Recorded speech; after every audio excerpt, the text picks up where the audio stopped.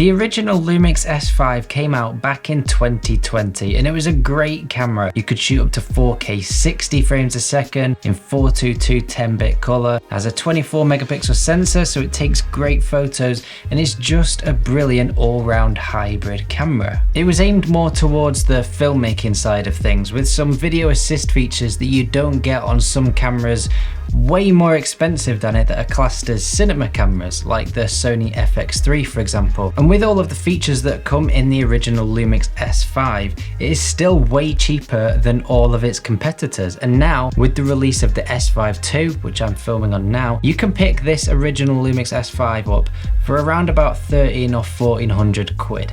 It is an absolute steal, but should you still buy it now?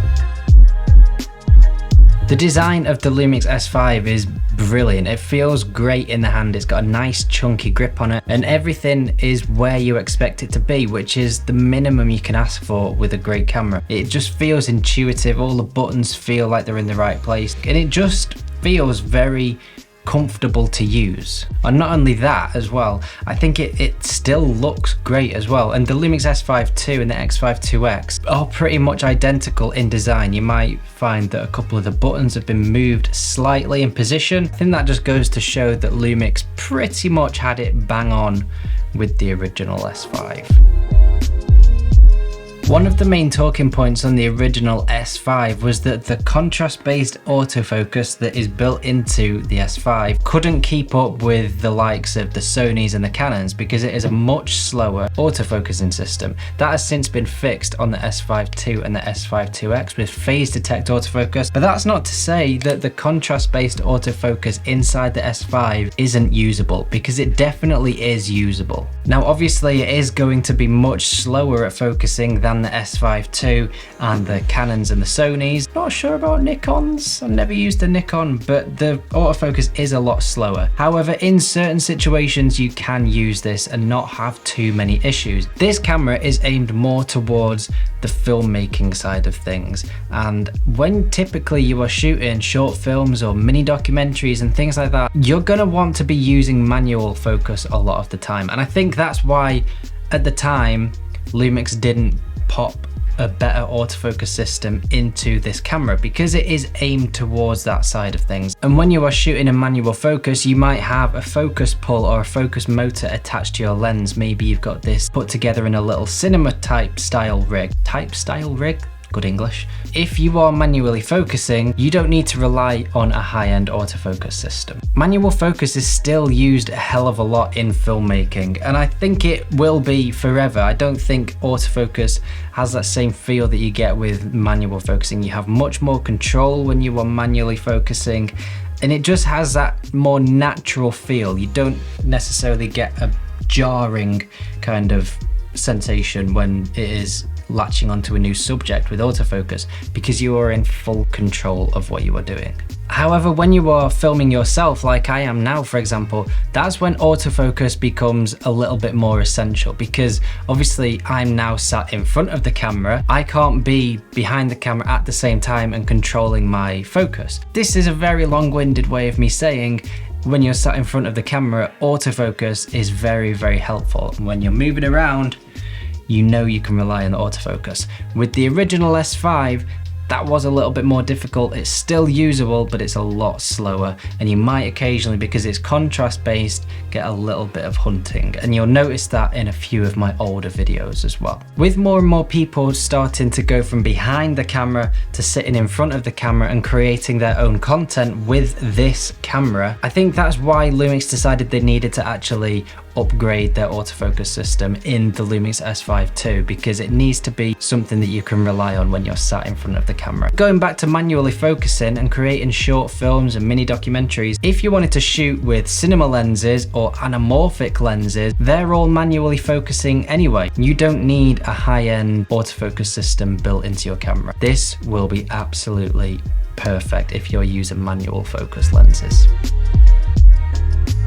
This is pretty much the perfect camera for solo filmmakers because it has so many features on it that you don't get on cameras way more expensive than it. You get shutter angle, you can view all of your waveforms and vector scopes, exposure features like the luminance spot meter is absolutely brilliant and one of my favorite features that I use all of the time, especially when I'm shooting in vlog. But all of these different video assist features are so useful and you will find yourself using them more often than not. Vlog as well is just a brilliant picture profile and I find it much easier to use than S-Log and C-Log, and I find that I get better, more natural colors from the S5 in Vlog as well, and it's the same with the S5 too.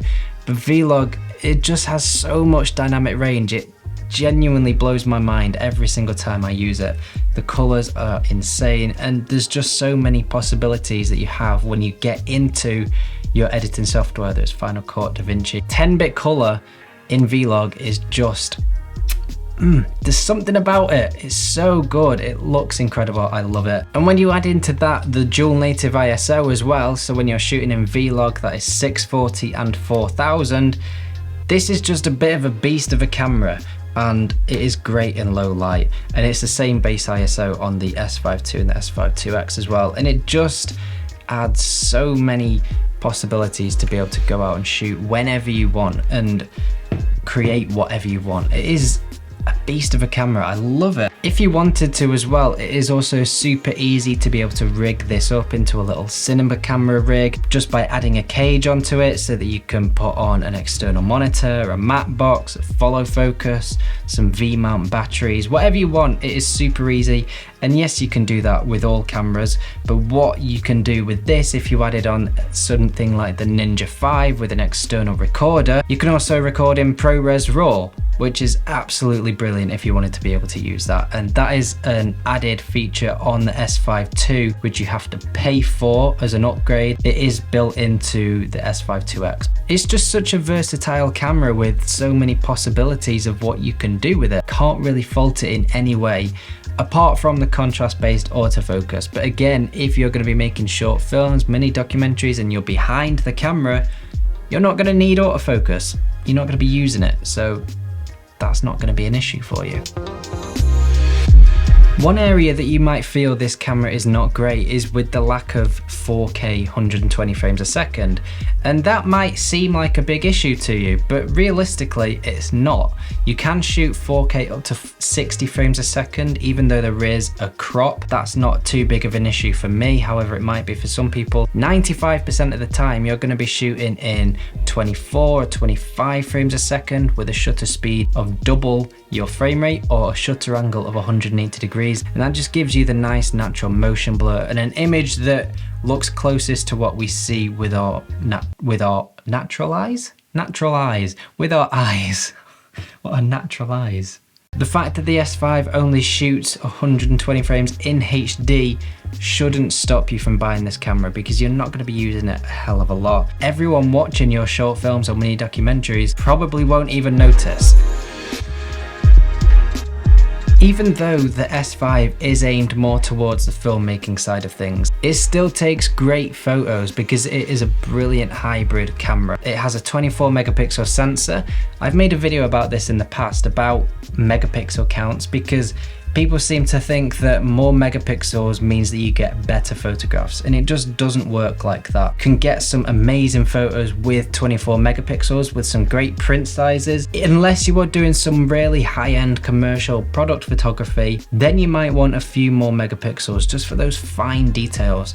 But 24 megapixels is, I think, a great middle ground for print sizes and social media and things like that. Even though the autofocus isn't great in video, I think it works better in photo mode, because I've used this to shoot some birds and they were hopping around on fences and I didn't have an issue with it. I would highly recommend it even now, because it is just an absolute steal. Even compared to the S5 II, the S5 II is what, $2,000? You can get this, and the only difference really is the autofocus and the fact it doesn't have 6K. The S5 II is a brilliant camera. I wouldn't change it for anything. But if you don't need to rely on autofocus, get this, get the S5.